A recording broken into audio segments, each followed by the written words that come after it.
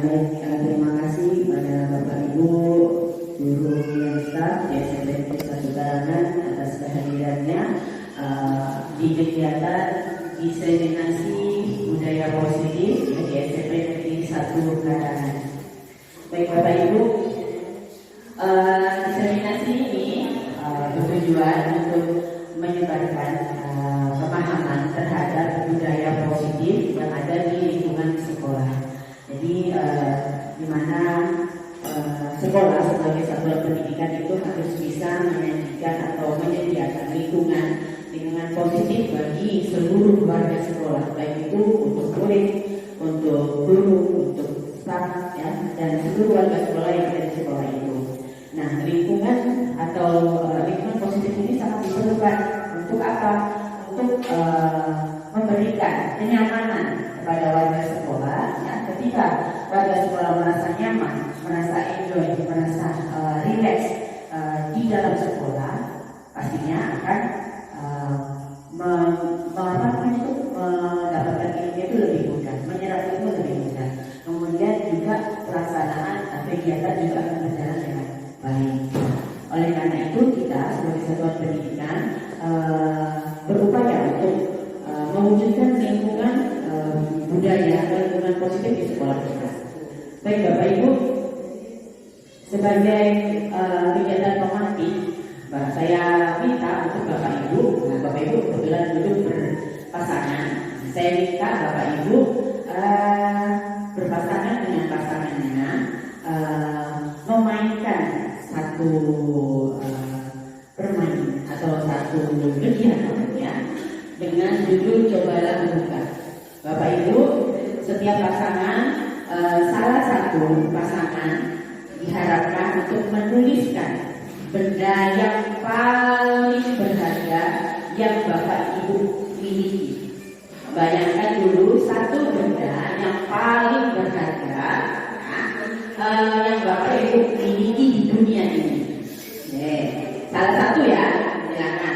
Kemudian satu pasangannya lagi, ya, mencoba merayu supaya, ya, teman tadi itu mau membuka tangannya. Ya, jadi setelah ditulis satu benda, silakan dipegang erat-erat. Kemudian lawannya silakan dengan berbagai cara, ya, supaya mau temannya itu untuk membuka benda ini dan agar menjadi milik Bapak. Sampai di sini paham ya Bapak Ibu, ya? Oke, silakan Bapak Ibu tuliskan satu benda.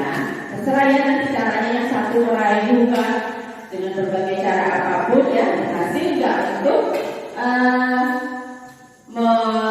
membuat temannya itu membuka tangannya. Oke, silakan dituliskan satu benda saja. Tidak mau rayuan dengan membuka.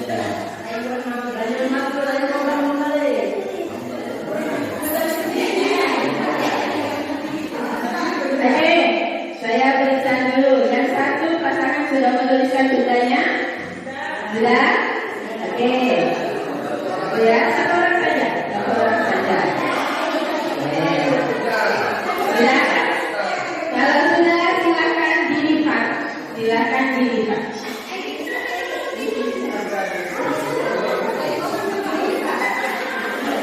Oke, sudah.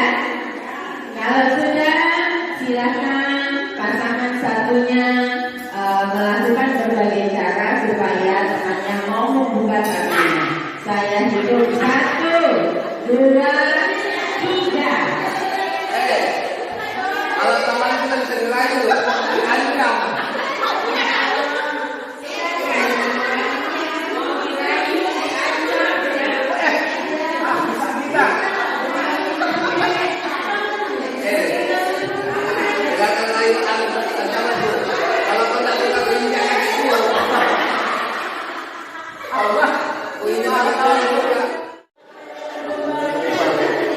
Oke, 2 orang berhasil. Nah, 1 menit lagi. 1 menit lagi.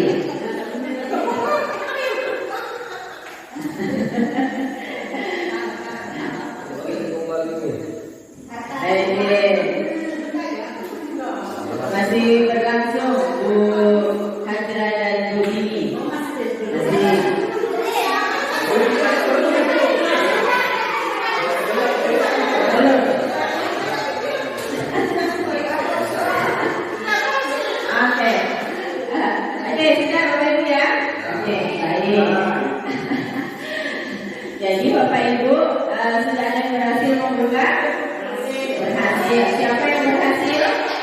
Berapa kakak? 1, 2, 3. Oke. Bapak Ibu, apa yang tadi dilakukan supaya temannya mau membuka tangannya? Oh, ada yang gombal. Oke. Berarti Pak Yansen kalah dengan gombalan Bu Eva. Kalah. Oke. Kelompoknya Bu Nel sama Bu Eka. Apa saja tadi yang dilakukan? Merayu dengan cara apa? Oh,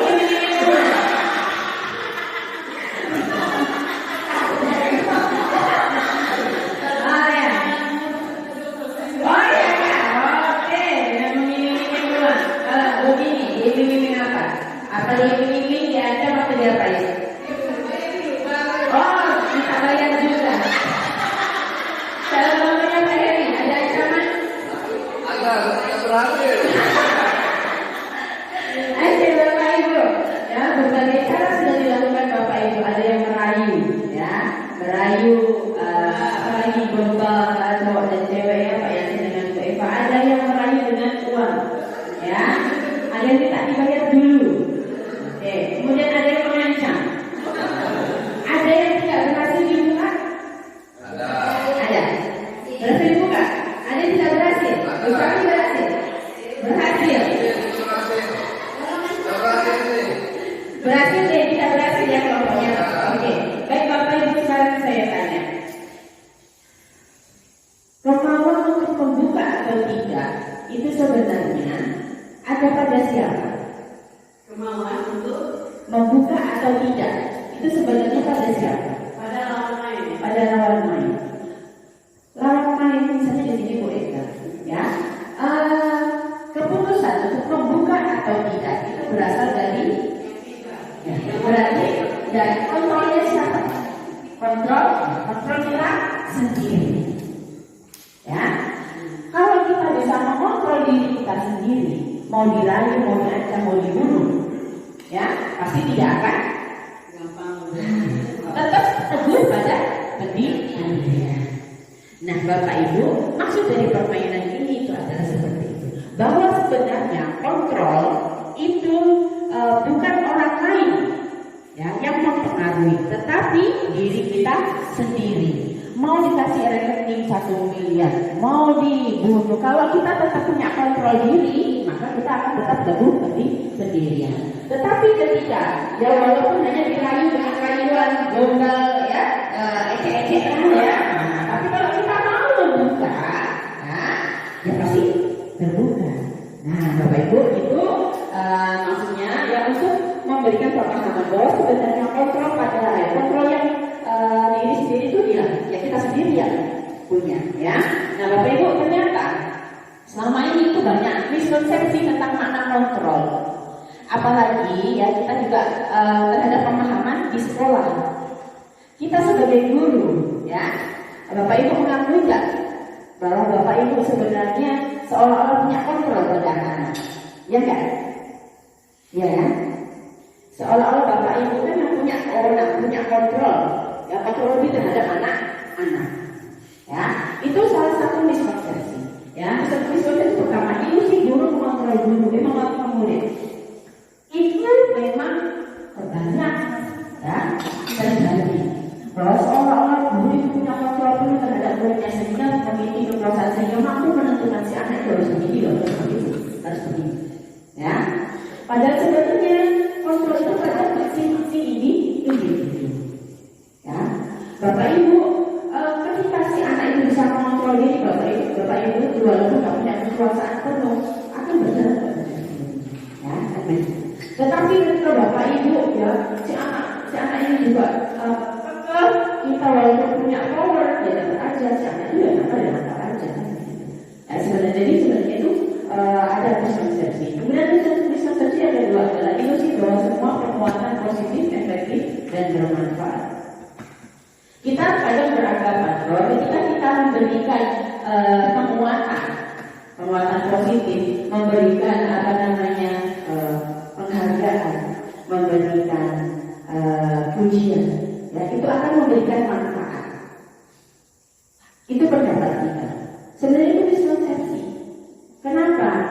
Penghargaan, kemudian pujian, ya, kemudian semacam pemberian sesuatu lah kepada anak. Sifatnya itu gimana sih? Permanen atau sementara? Pengaruhnya bagi si anak permanen atau sementara? Kira-kira begitu. Pengaruhnya itu jangka pendek atau jangka panjang?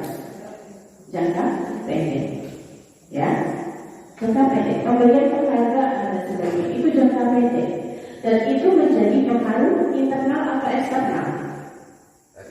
Eksternal, bukan dari dalam diri. Karena si anak nanti pasti akan apa? Ada harapan, ya. Kemudian juga berharap bahwa si ada penguatan. Nah, seperti itu. Itu miskonsepsi. Ya, kemudian ilusi bahwa kritik dan membuat orang merasa bersalah dapat menguatkan karakter. Kadang-kadang kita sebagai guru atau orang lain, ya, atau orang yang memberikan kritik itu kita menganggap nanti akan memberikan penguatan karakter kepada orang lain. Ya, itu agama. Tetapi terkadang kritik itu justru apa? Membuat orang down, ya, gitu. Kemudian miskonsepsi yang selanjutnya adalah ilusi bahwa orang dewasa memiliki hak untuk memaksa.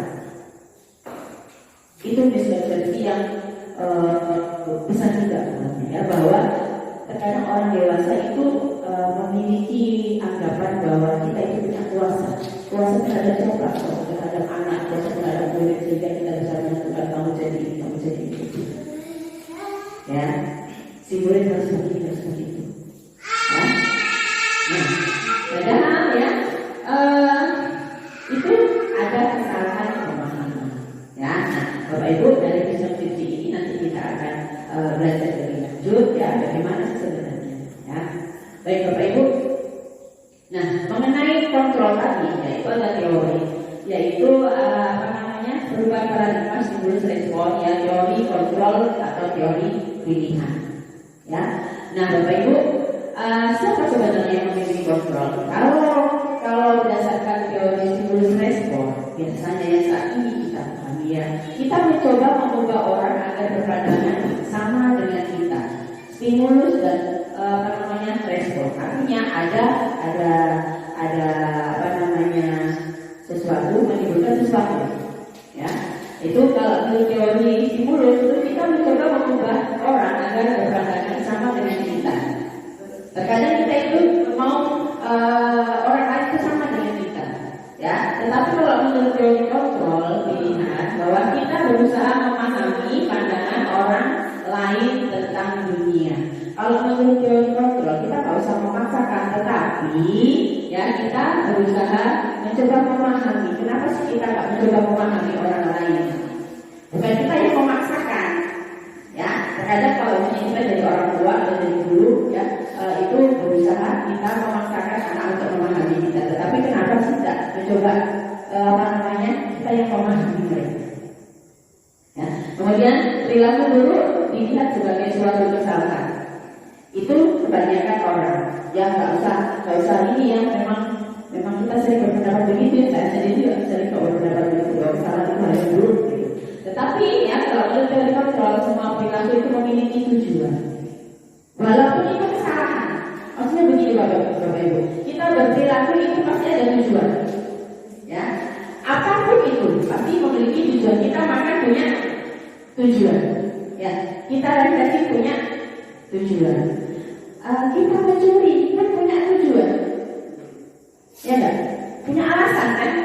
Enggak mungkin orang mencuri enggak punya alasan, ya. Nah jadi apapun kita lakukan itu punya tujuan, walaupun itu sebuah kesalahan. Ya itu harus kita pahami dulu. Nah, maksudnya gimana? Makanya ketika misalnya kita sebagai guru, ya, melihat murid melakukan kesalahan, itu pasti mereka punya tujuan. Tujuannya apa? Macam-macam. Kadang ada yang mencari kesenangan, kadang ada yang mencari perhatian, ya. Kadang mereka memang butuh kasih sayang. Nah, ya. Kemudian kalau menurut teori stimulus respon, orang lain bisa mengontrol saya. Itu menurut teori ya, bahwa orang lain bisa mengontrol saya, termasuk kita guru juga berpendapat bahwa saya bisa mengontrol murid saya. Padahal sesungguhnya kontrol itu ada pada diri masing-masing. Murid punya daya kontrol, saudara guru juga punya daya kontrol.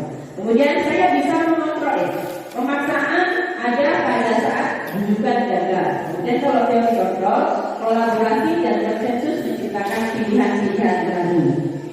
Ya, kemudian ada model berpikir menang kalah. Berpikir menang kalah itu begini: ketika kita ada masalah, ya, terkadang kita menyelesaikannya itu dengan cara tertentu, itu ada yang menang, ada yang kalah. Tetapi kalau menurut teori kontrol yang baru itu semuanya menang. Yang salah dan yang kita yang itu sama-sama menang. Kalau bisa begitu Bu, ya nanti ada yang namanya restitusi. Ya, jadi tidak ada pihak yang merasa dikalahkan, tetapi semuanya itu menang dan menang. Bagaimana nanti jika ada permasalahan itu antara guru dengan murid itu sama-sama menang. Ternyata kalau selama ini ada yang murid yang menang, ada yang guru yang menang. Ya, nah, jadi banyak kasus misalnya guru berurusan dengan murid kan, itu ada seperti itu. Ada yang sampai misalnya guru yang kalah, ya, sampai diperpanjang permasalahan. Ya, nah, kita juga terkadang ya, mungkin pada beberapa kasus kemarin ya, ada yang berorang mengancam dan sebagainya. Tetapi kalau melalui dari kontrol ini dan juga nanti restitusi kita itu ada sama menang dan menang. Sama-sama artinya apa? Terpecahkan dua-duanya, tidak ada yang saling berbiru-biru. Baik, Bapak Ibu kita lanjut. Oh, ini salahnya disiplin ya, bukan diskusi ya. Apa makna disiplin? Jadi Bapak Ibu, disiplin itu berasal dari disiplina yang artinya belajar. Kemudian makna asal dari kata ini berkonotasi dengan disiplin diri dari murid-murid. Ya. Nah, tetapi dalam budaya kita, ya, disiplin itu bermakna sesuatu dilakukan seseorang pada orang lain untuk mendapatkan kepatuhan. Kira-kira begitu nggak kalau di budaya kita? Ketika kita memaknai disiplin itu artinya kita patuh terhadap peraturan. Kalau di budaya kita seperti itu, ya. Nah, sebenarnya disiplin itu yang bagaimana? Ya, jadi kita akan mencoba merubah budaya tersebut ya. Baik Bapak Ibu, keinginan kita ya dalam memaknai kedisiplinan bahwa seseorang itu melakukan sesuatu itu didasarkan pada nilai-nilai kebajikan universal, tapi bukan karena kepatuhan, ya, tetapi berdasarkan kesadaran kita sendiri untuk memaknai atau menjalankan nilai-nilai kebajikan universal. Bapak Ibu, kita tahu kok ya, kita itu dalam diri kita itu paham terhadap nilai-nilai kebajikan universal. Ya, nilai kebajikan universal itu apa sih? Seperti misalnya peduli, misalnya tanggung jawab, kemudian misalnya mandiri, ya, gotong royong, itu semuanya nilai-nilai kebajikan universal yang diakui oleh seluruh dunia dan negara. Nah, keinginan kita yang dalam mengartikan disiplin itu, ya, yaitu berperilaku berdasarkan nilai-nilai kebajikan universal, bukan karena kepatuhan atau keterpaksaan. Nah, jadi kemudian ya, setiap perilaku perbuatan memiliki satu tujuan, itu yang sudah saya bahas tadi ya.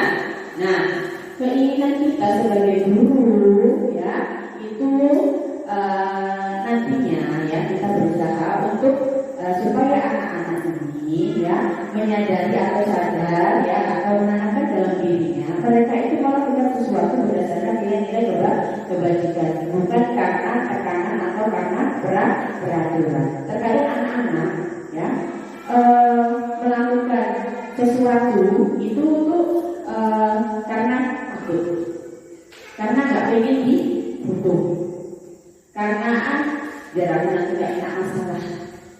Ya sudah, aku ikuti aja peraturan. Tetapi jarang sekali mereka itu melakukan hal tersebut karena kesadaran bahwa sebenarnya oh itu memang nggak boleh ya, itu bukan bentuk tanggung jawab, oh itu bukan bentuk kepedulian, itu jarang sekali. Yang mungkin di antara murid kita ini 237 mungkin ada berapa persen yang memiliki kesadaran akan nilai-nilai kebajikan. Ya, tetapi sebagian besar mungkin ada yang patuh itu karena tidak ingin dihukum atau karena supaya nyaman nggak aman nggak bisa dulu, ya gitu.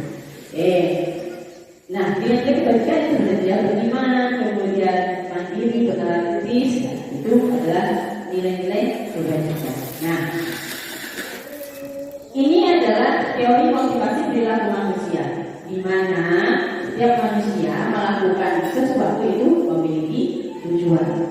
Nah, ini yang pertama banyak dialami oleh kita atau murid kita, ya. Jadi mereka melakukan atau patuh terhadap aturan itu karena untuk menghindari ketidaknyamanan, menghindari hukuman, ya. Jadi mereka berpikir apa ya yang akan terjadi ketika saya tidak melakukannya, ya. Apa sih yang akan terjadi ketika saya itu membuang sampah? Pasti nanti Pak Yasin nunggu sana. Pasti nanti saya dikejar-kejar Pak Niko. Nah, gitu ya. Itu yang banyak.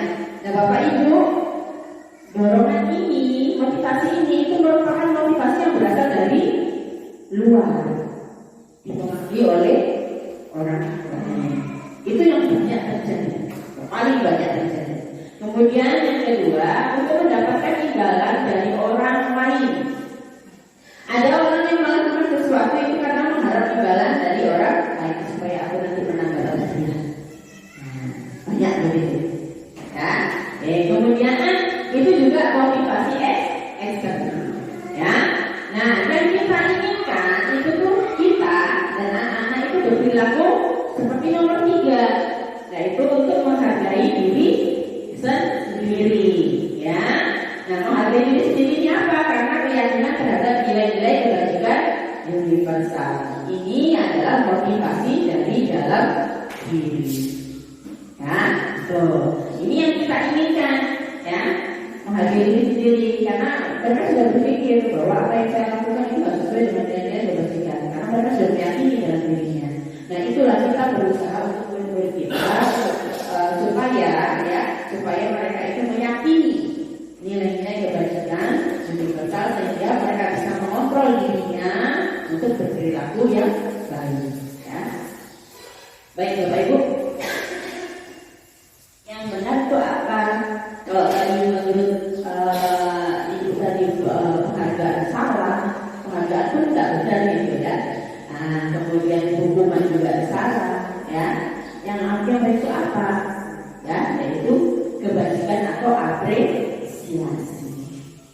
Ya, itu apresiasi. Dalam bentuk apresiasi. Apresiasinya berupa apa? Kalau berupa benda yang sama aja dengan memberikan sesuatu, ya.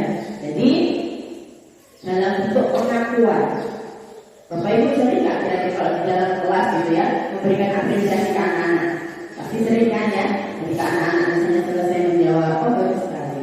Ketika selesai berpresentasi, luar biasa kelompok 1 telah memaparkan presentasinya, tepuk tangan itu bentuk apresiasi. Ya, jadi itulah yang baik kita lakukan, ya, dalam bentuk apresiasi. Apresiasi itu bisa diwujudkan dalam bentuk macam-macam, ya, secara pribadi kepada murid secara bergantian, kemudian apresiasi secara berkelompok, ya, kemudian juga jangan lihat pada hasil, tetapi lihat pada proses. Terkadang kita itu sebagai guru sering melihat hasil, tapi mengabaikan proses. Pokoknya kalau nilainya di situ 40, ya sudah jelek. Tapi tidak melihat prosesnya, bagaimana si anak itu mendapatkan 40. Jadi kita supaya agak lebih menghargai proses daripada hasil, ya. Maka ketika ada guru yang misalnya terus kalau anak nilainya jelek dan naik kelas, itu sudah, ya.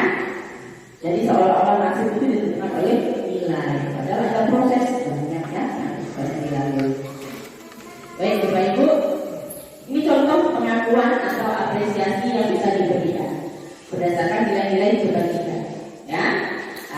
dengan kalimat pembuka, kemudian sampaikan nilai kebajikan yang yang dilakukan oleh siswa tersebut ya, kemudian situasinya. Ini begini ya, kemarin saya perhatikan rasa empatimu besar sekali pada saat menolong murid baru di kelas kita. Ya, pembukanya adalah kemarin saya perhatikan ya, kemudian nilai kebajikannya itu nilai yang sudah dilakukan oleh murid tersebut. Apresiasilah Bapak Ibu ya. Rasa empatimu besar sekali pada saat menolong murid baru di kelas kita.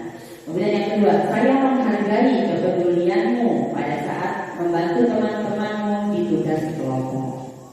Kemudian juga apresiasi lain, terima kasih untuk rasa tanggung jawabmu pada saat kamu memungut sampah di lantai.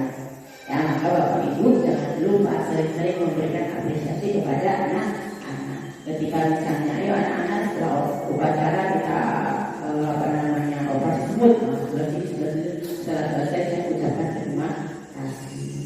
Ketika ada anak yang secara mandiri misalnya ya, peduli kepada orang, kepada temannya, silakan diberi apresiasi. Ada anak yang jalan-jalan ketika ada sampah langsung sendiri dimasukkan. Kalau kita melihat berilah apresiasi, bukan komentar. Ya, oke. Baik Bapak Ibu, nah ini pasti Bapak Ibu, saya yakin banyak yang tidak sesuai dengan hati Bapak Ibu. Ya, karena saya yakin ya, posisi kita sebagai guru lebih banyak menyelesaikan permasalahan dengan hukuman, ya enggak? Ya enggak? Ayo diakui saja, saya itu mengaku. Ya enggak sih? Ketika anak-anak misalnya ya, kelas itu di depan kelas ini, lari ke mana? 2 kali. Ya enggak sih? Anak-anak terlambat gitu kan? Maksud sudah, kamu terlambat. Ya, lari ke jalan jongkok. Sering ada gitu kan? Nah, Bapak Ibu, nanti kita akan belajar. Nanti kita akan belajar 5 posisi kontrol guru. Ya, nanti kita lihat diri kita ada di posisi mana sih. Ya, oke. Jadi Bapak Ibu, ini perbedaan antara hukuman dan konsekuensi. Ya, perbedaan hukuman dan konsekuensi. Bapak Ibu bisa baca.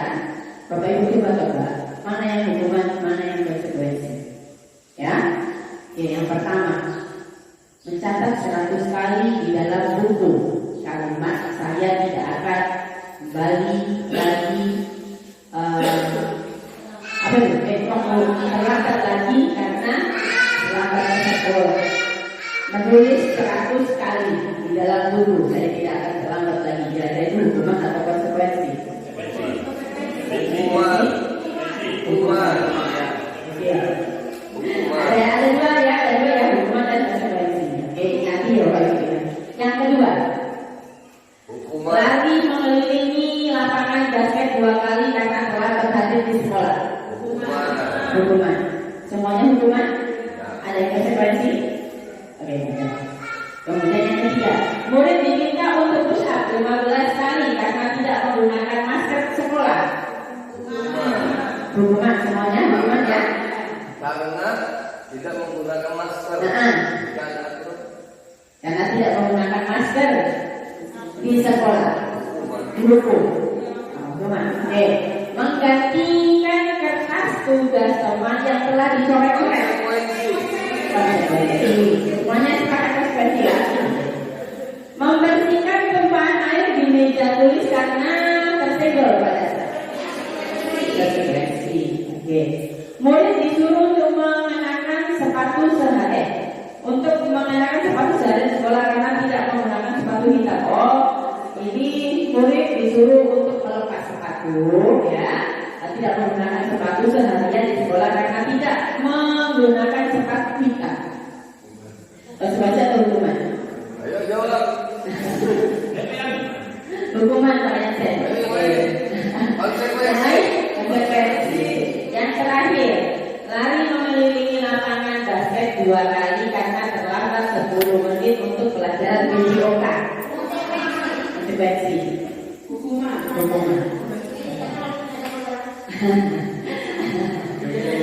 Ya, Baik, Bapak Ibu. Yang pertama ya, mencatat 100 kali. Mencatat 100 kali, ya. Ada yang mau kasih alasan nggak? Mencatat 100 kali karena terlambat itu hukuman. Ada yang jawab hukuman. Coba jawab tadi jawab hukuman. Itu yang di depan bertiga. Ini konsekuensi tadi. Ini konsekuensi. Yang mau jawab hukuman, alasannya apa? Oke, boleh Pak. Oh, tergantung.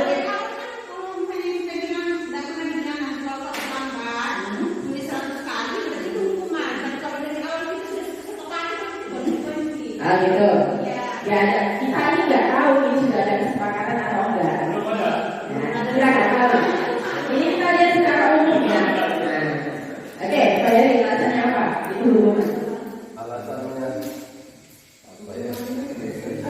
Agak ada itu satu.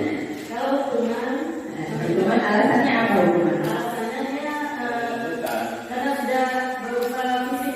Fisik. Ya, hari ini kan sudah. Enggak, itu mencatat karena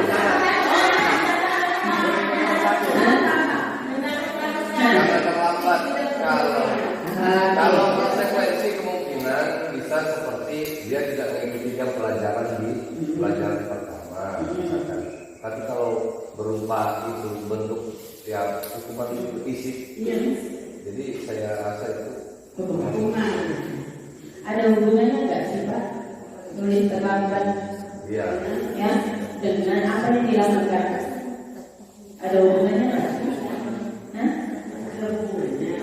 Kenapa kok terlambat terus disuruh nulis ini?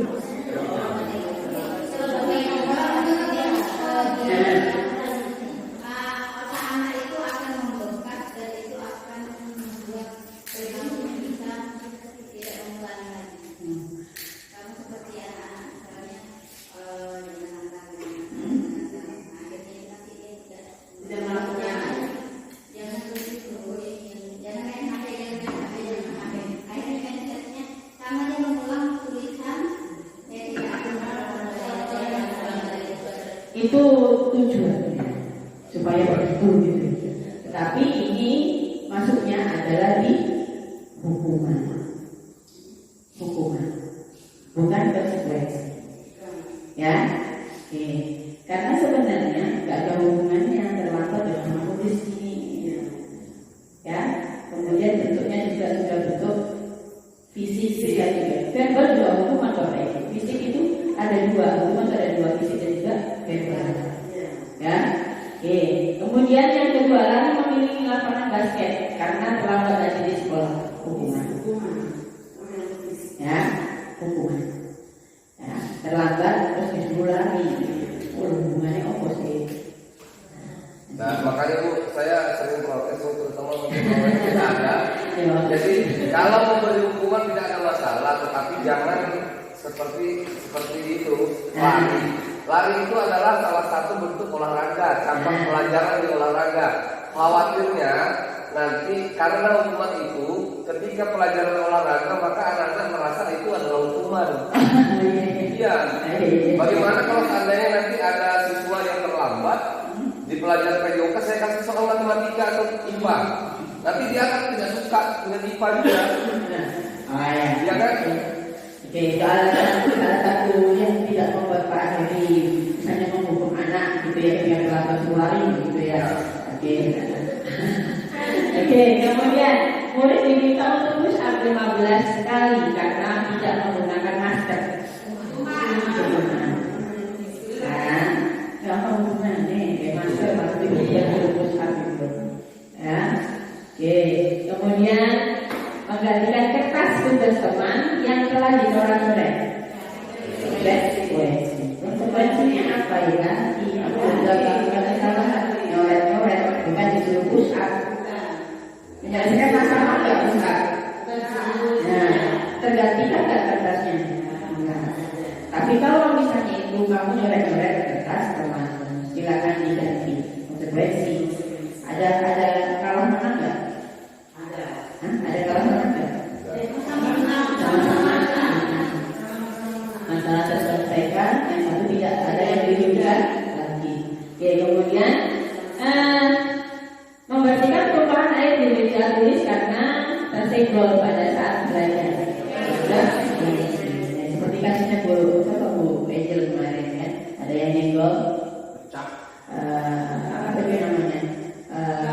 gelas kimia. Nah, jadi konsekuensinya apa? Mengganti. Nah, bukan kamu bersihkan lab laboratorium ya selama 1 minggu. Ya. Oke, kemudian murid disuruh tidak mengenakan sepatu seharian di sekolah karena tidak mengenakan sepatu hitam. Konsekuensi tidak memakai saja. Jika dia memakai kan dia tak pernah. Nah, gurunya kan tidak boleh suruh ke sepatu. iya, gimana konsekuensi? Iya, murid disuruh untuk tidak mengenakan sepatu seharian di sekolah karena tidak mengenakan sepatu hitam. Ya,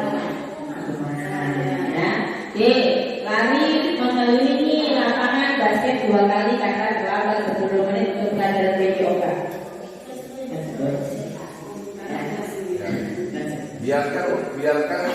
Biarkan hal-hal fisik yang seperti itu, seperti push up, itu kan pelajaran olahraga.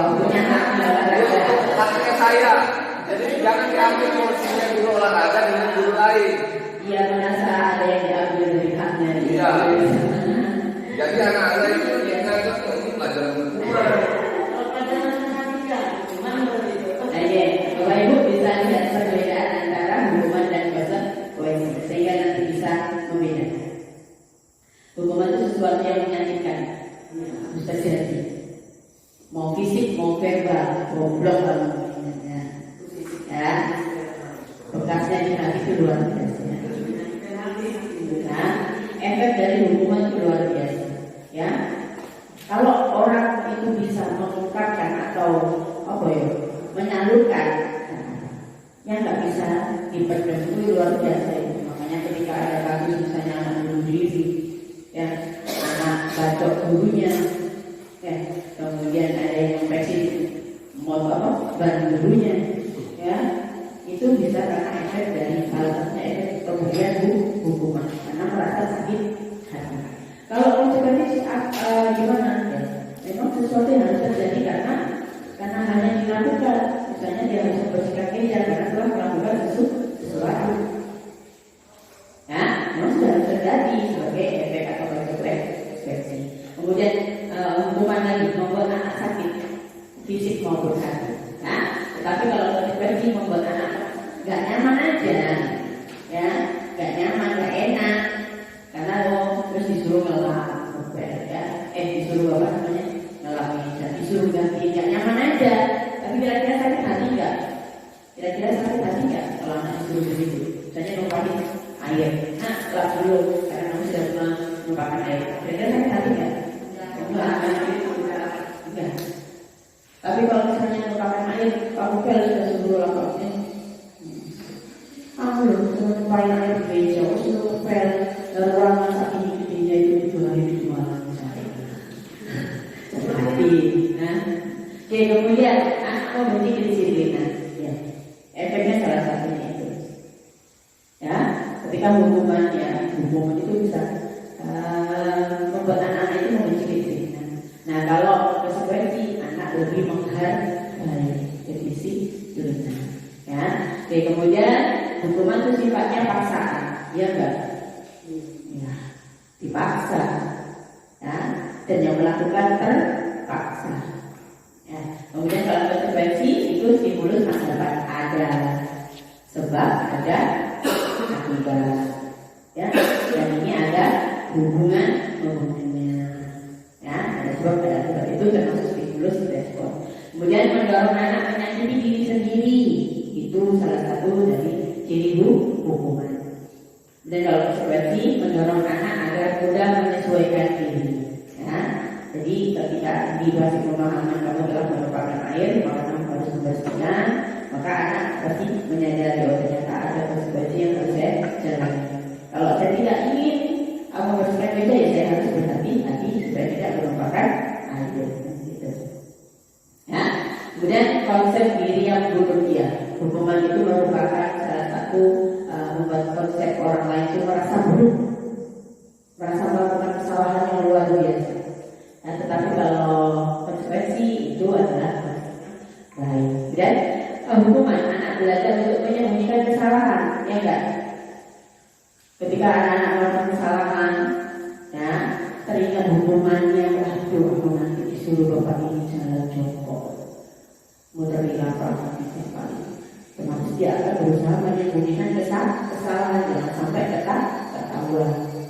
Ya, tapi kalau konsekuensi anak belajar untuk mematuhi berat atau konsekuensi yang telah ditetapkan. Kemudian hukuman itu membuat seorang marah, merasa bersalah, permalukan, ya, merasa tak dihargai. Tapi kalau konsekuensi itu hanya akan kehilangan hak, dibuat gak nyaman, kemudian diasingkan untuk sebentar. Ya, itu perbedaan antara hukuman dan konsekuensi. Nah, nanti kita itu yang bayar mana sih, hukuman, konsekuensi atau restitusi? Ada lagi tadi restitusi. Nah, ini restitusi. Ada yang pernah mendengar nggak restitusi? Nah, apa itu Bu Eva? Semacam apa restitusi?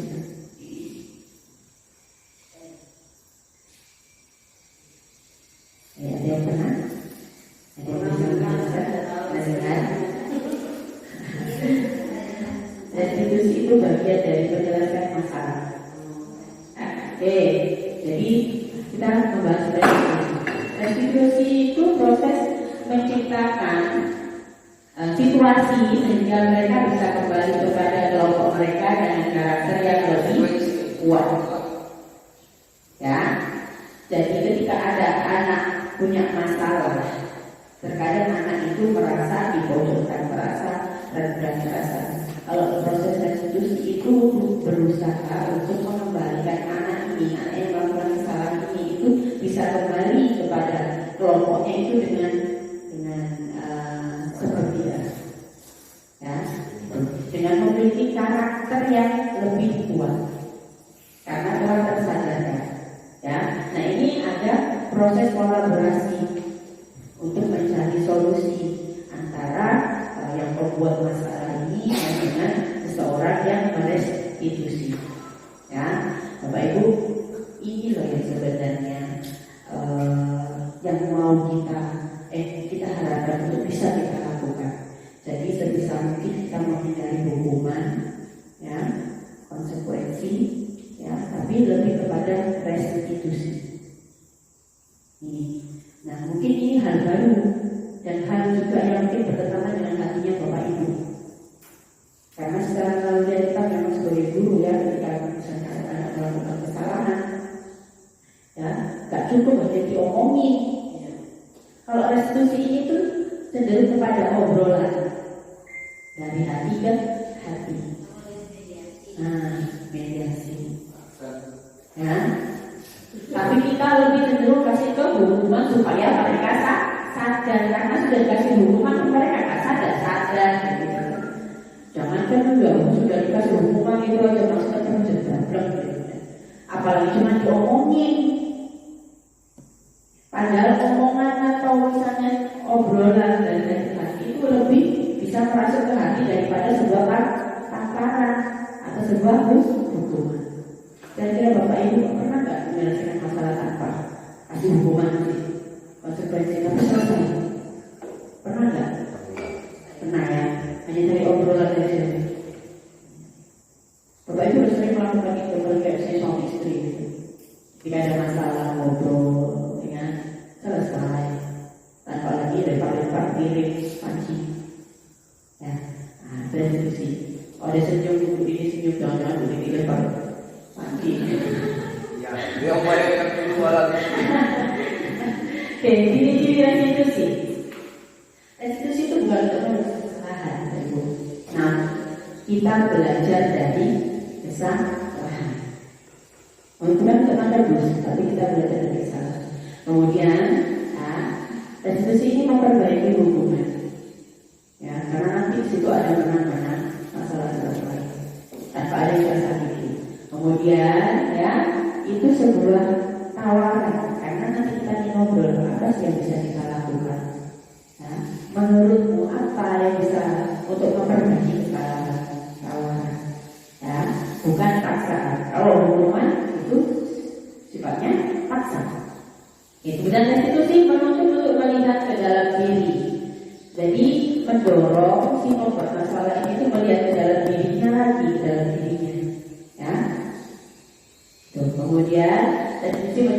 kebutuhan dasar yang mendasari tindakan. Karena ini didasari pada tadi kebutuhan dasar manusia. Maka mereka itu melakukan sesuatu itu pasti ada tujuan atau ada kebutuhan yang ingin dipenuhi. Ya, itu si Jaki itu. Ya, maksudnya itu sebenarnya kebutuhan besarnya apa sih yang ingin dipenuhi si anak itu?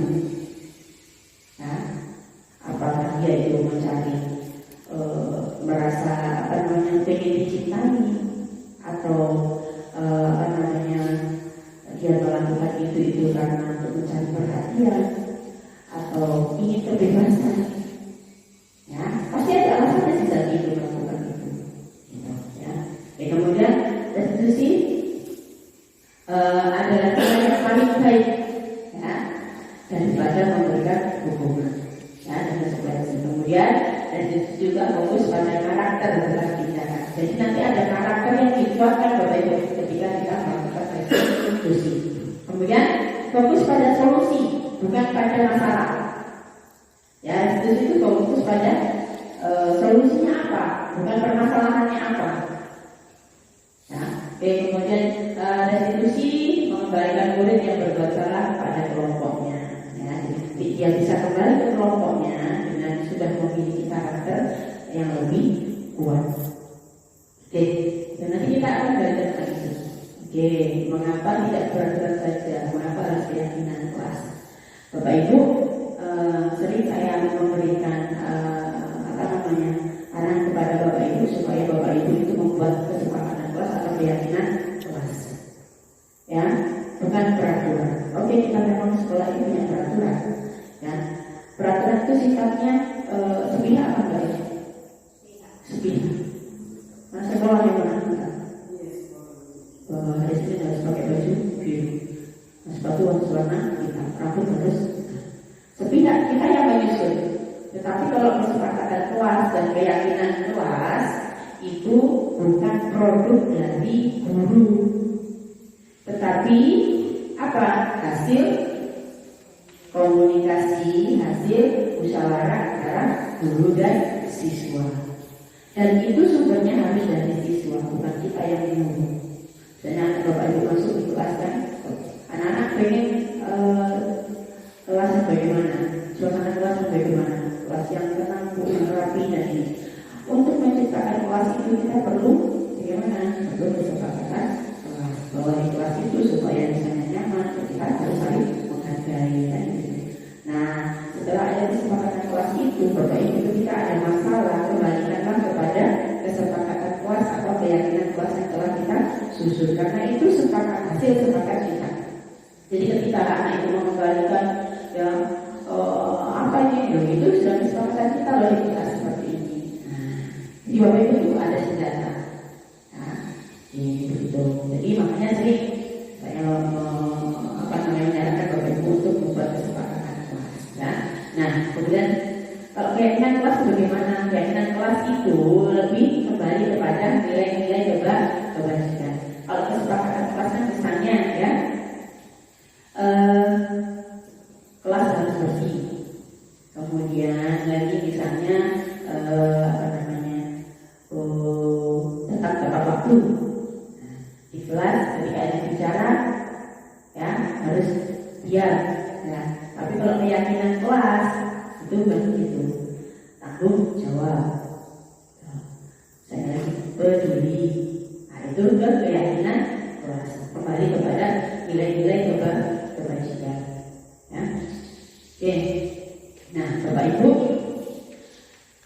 ini adalah semacam grup gitu ya, bahwa kita itu peraturan kelas itu pengaruhnya itu enggak kecil, karena mereka itu kena keterpaksaan, ya.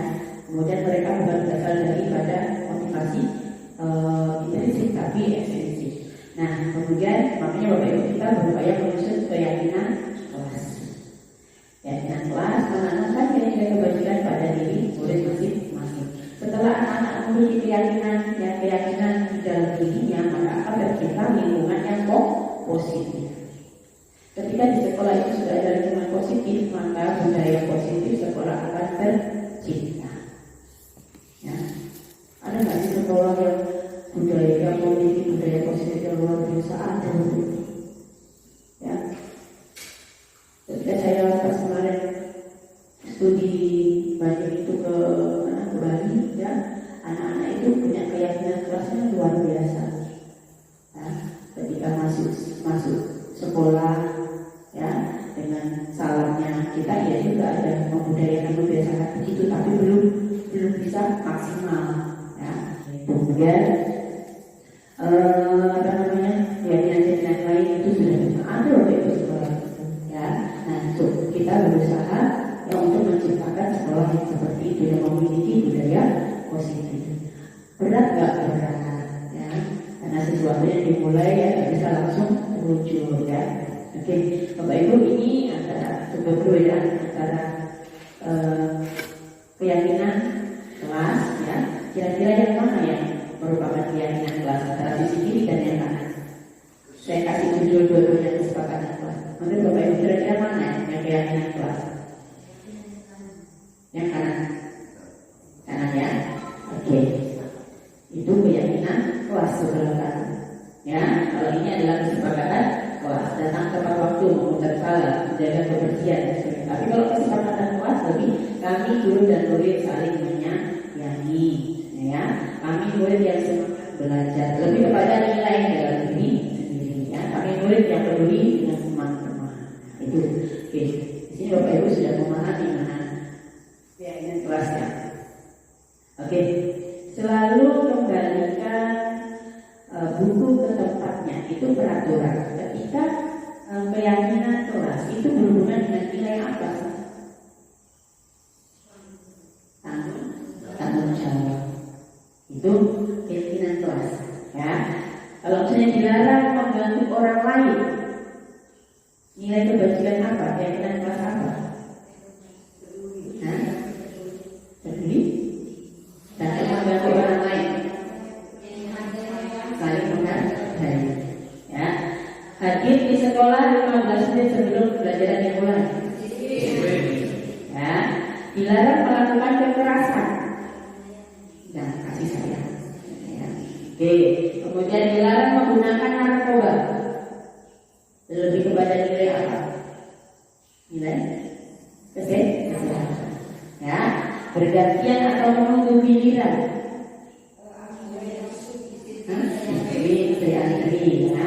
Kemudian gunakan masker. Kesehatan.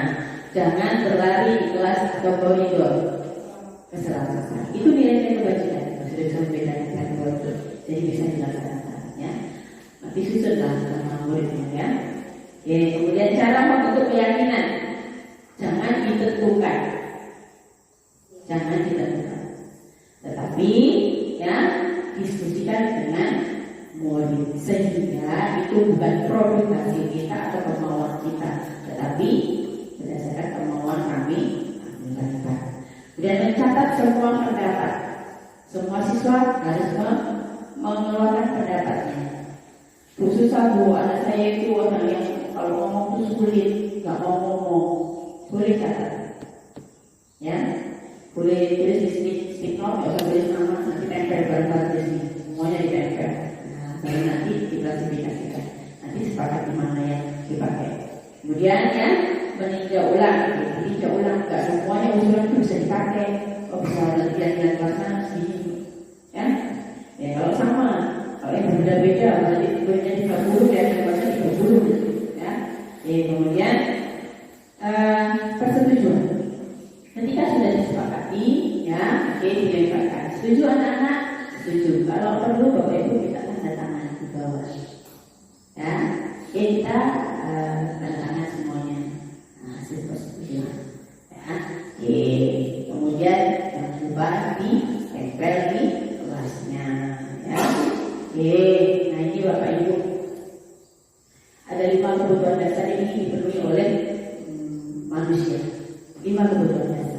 Ini yang mendasari orang lain itu untuk melakukan sesuatu. Ya, yang pertama adalah kebutuhan dasar untuk memenuhi kebutuhan hidup atau survival.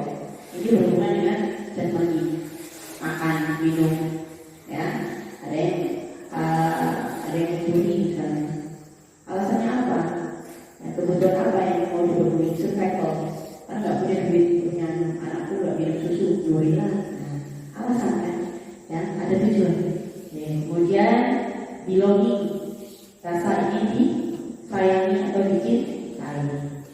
Kemudian kebutuhan akan kekuasaan. Ada orang yang melakukan sesuatu itu berdasarkan alasan karena ingin memiliki kekuasaan. Paham ya kalau di sini? Pengen jadi sesuatu, pengen. Ya. Kemudian kebutuhan kesenangan. Ada anak yang ribut kalau di kelas gitu ya, sukanya bercanda, ya. Dorong-dorong itu ada kebutuhan yang pengen dipenuhi mereka. Kesenangan. Ya. Kemudian ada kebutuhan akan kebebasan.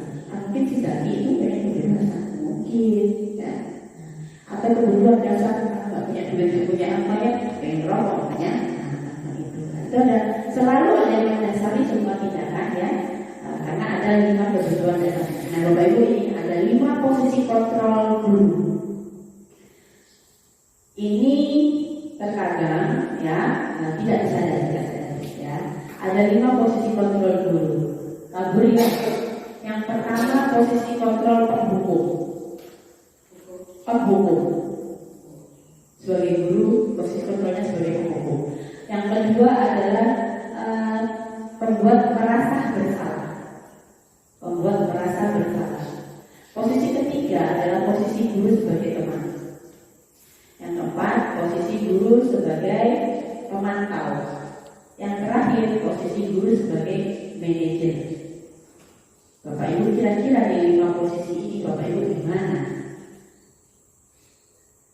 Silakan pilih. Aku ada di posisi mana ya? Bukan pilih orang lain, pilih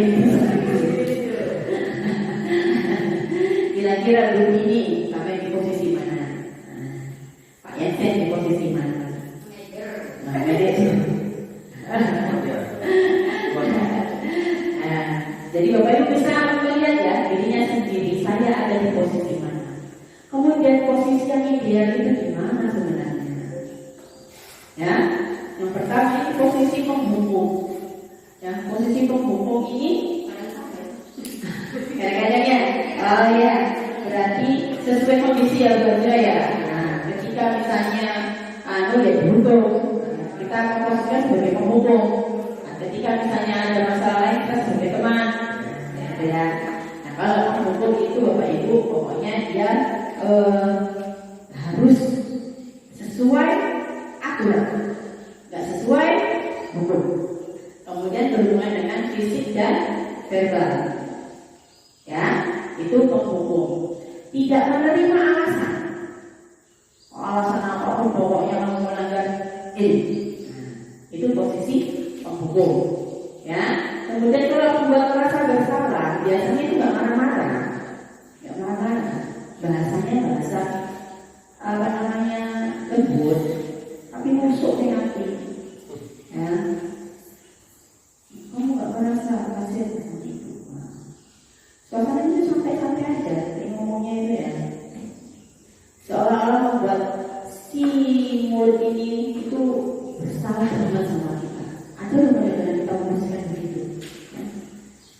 Kamu begitu itu tak mikir kan? Kasihan kamu sama ibu. Apa yang kamu lakukan tidak tahu kan? Belum tahu, ya. Tapi ngomongnya nggak seperti penghukum. Benar seperti teman.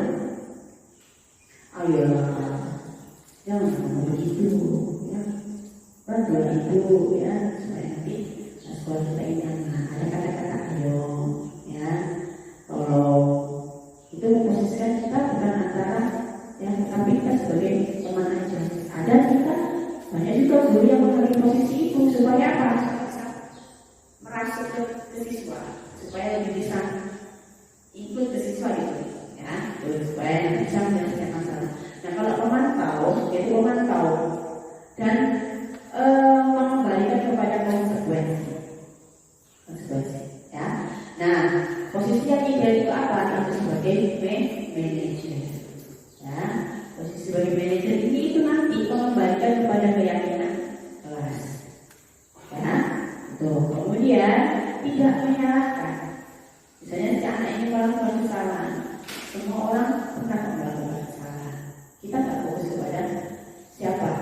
yang salah siapa yang benar, tetapi kita sama-sama mencari solusi, ya. Kemudian disadarkan, keyakinan kelas apa yang kamu yakini. Nah, kemudian kalau sudah ada keyakinan kelas, kira-kira yang kamu lakukan itu sesuai nggak dengan keyakinan kelas yang ada? Tidak sesuai. Kalau tidak sesuai, apa yang bisa kamu lakukan? Nah, jadi semacam obrolan aja. Kadang kalau dia mustahil loh menyelesaikan masalah dari obrolan itu. Tak selesai gitu. Kalian ngomong di hukum aja, mau pergi ngomongin gitu. Tapi Bapak Ibu saya pernah menggunakan ini posisi manajer ini ketika menghadapi masalah kelas 9 yang kemarin lulus. Ya, itu si siapa ya? Tomboy itu, main bola itu, Chelsea. Nah, dengan si Jihan. Saya nggak marah-marah. Tapi Bapak Ibu lihat di akhir mereka itu gimana nantinya? Ada membuat masalah yang aneh di akhir-akhir ketika mereka mau lulus itu, lempeng aja. Ya, itu setelah tidak diskusi. Ya, ada kesalahan. Oke, kemudian ini pernyataan-pernyataan yang menunjukkan posisi kontrol.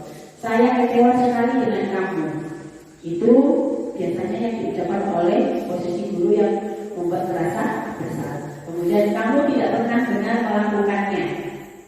Pokoknya salah semuanya itu biasa kata-kata ini oleh seorang pembohong. Kemudian ayolah lakukan demi ibu bapak. Itu posisi sebagai teman. Kemudian apakah kamu mau mendapatkan stiker bintang? Itu pokoknya konsekuensi.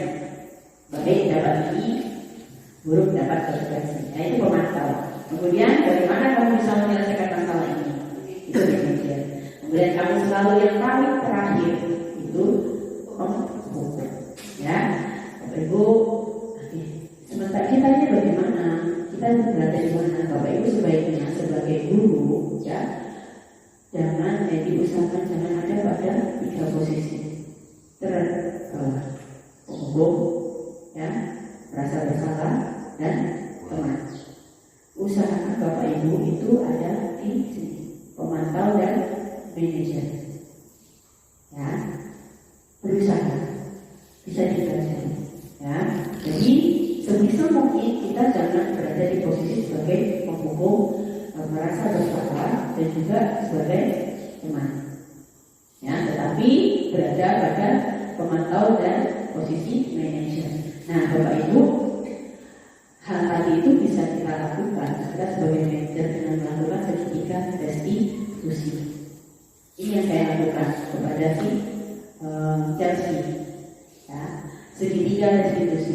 Apa saja yang perlu kita lakukan? Yang pertama adalah validasi kebetulan atau kesalahan. Ketika anak melakukan kesalahan, validasi dulu, jangan langsung ngejudge. Benar nggak kamu tadi merokok belakang hati? Validasi dulu, benar nggaknya?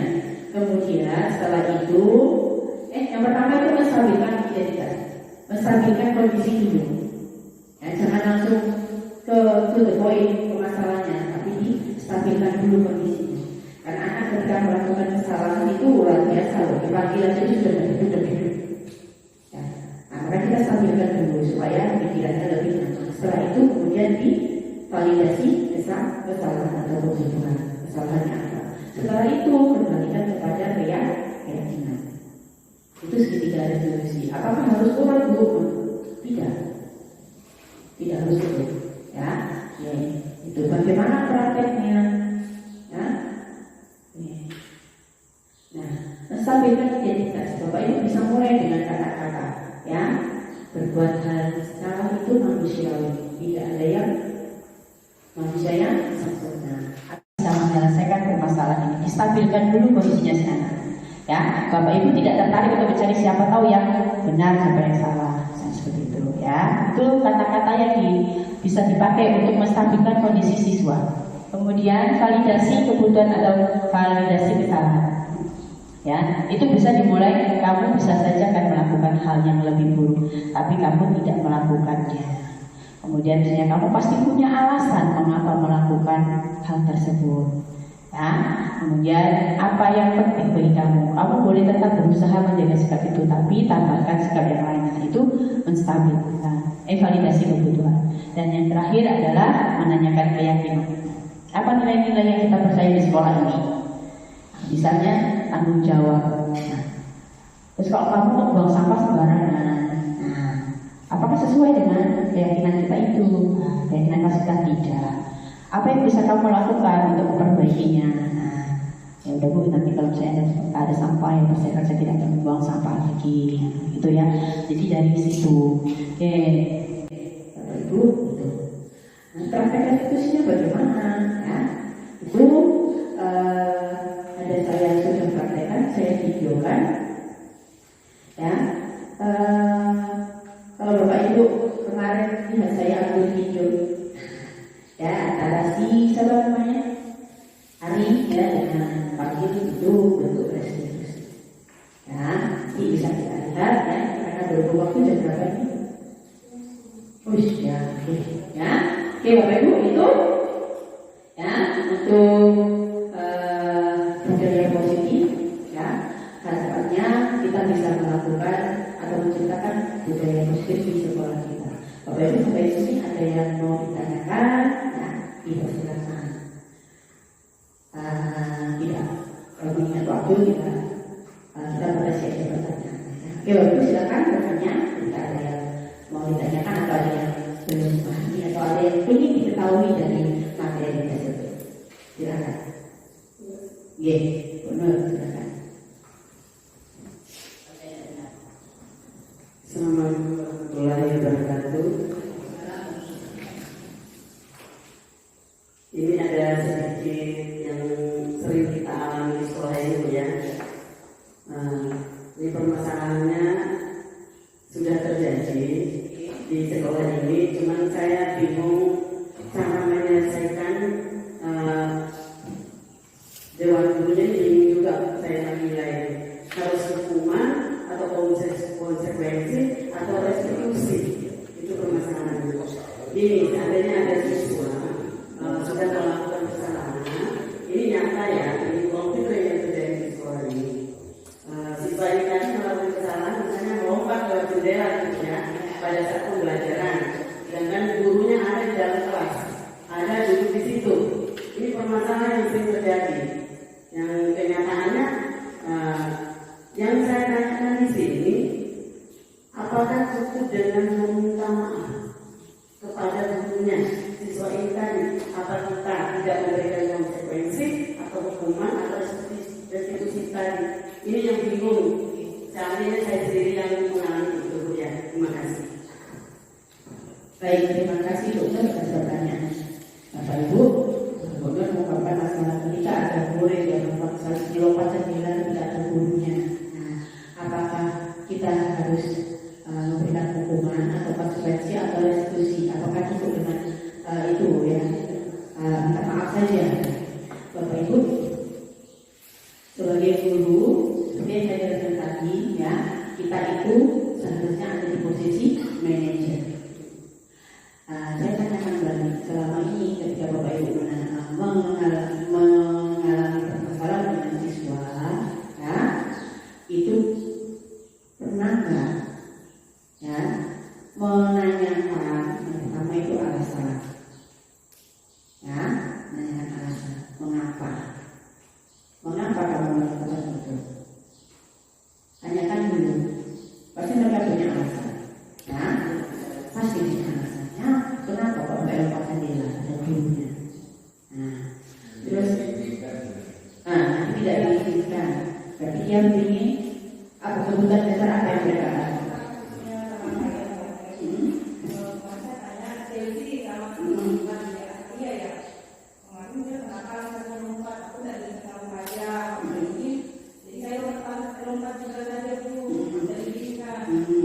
Berarti kan memang ada kebutuhan dasar yang dipenuhi oleh mereka. Kebutuhan dasar itu apa? Mereka tuh ingin apa? Kebebasan. Cari permasalahan yang terjadi. Mereka ingin bebas. Ya, bebas dari apa? Bebas kalau nggak mengikuti pelajaran yang baca.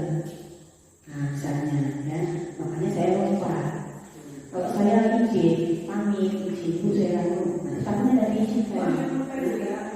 Oh gitu. Oh gitu. Oh gitu.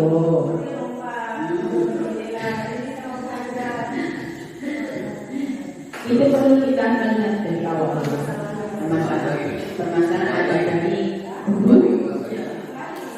permasalahan dari kita ya. Kita bisa melihat dari diri kita sendiri. Kenapa kok sampai anak aku ambil pulpen aja?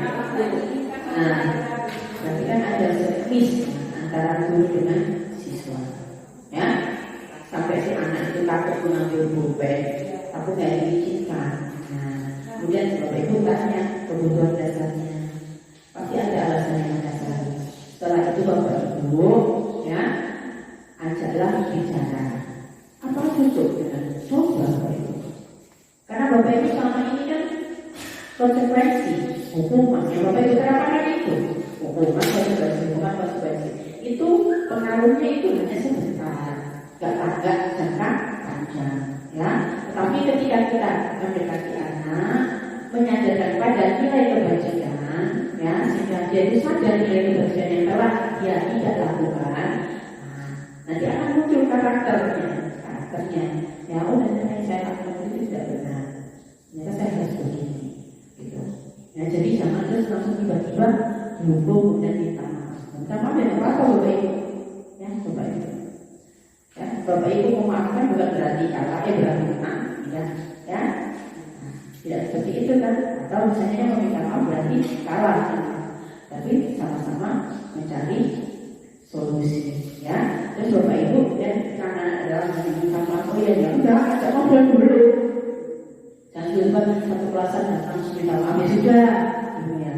Tapi ya itu, pernahkah bapak ibu mengajak ngobrol itu, sadarkan kesalahan mereka ini, nilai apa yang mereka lakukan, yakinkan pada mereka nilai kebajikan mana yang dilanggar, kembalikanlah kepada mereka gitu.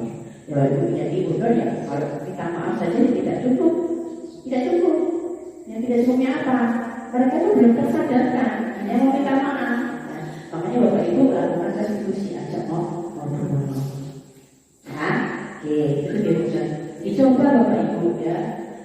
Kadang memang kita itu mustahil itu saja sudah restitusi itu mustahil, tidak ada yang mustahil. Banyak kata ya. Ada juga yang ada nanya, apa bisa restitusi dilakukan sama anak SMA? Anak SMA yang begitu sudah punya pendidikan pikirannya sudah logis kritis ya. Kalau SD mungkin bisa ya,